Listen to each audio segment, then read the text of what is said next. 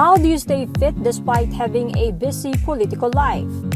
Alaminos City Mayor Bryan Celeste showed an effective way to do it. Celeste revealed his favorite type of exercise, long-distance cycling. On February 11, the young mayor biked from Barangay Magsaysay to Barangay Pangapisan as part of his rounds in the city that day.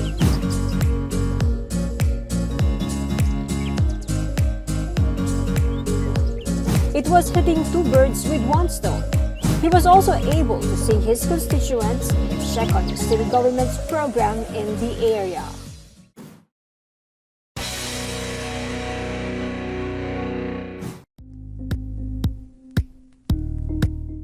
Thank you for watching Politico TV. Please like and subscribe to our channel for more videos.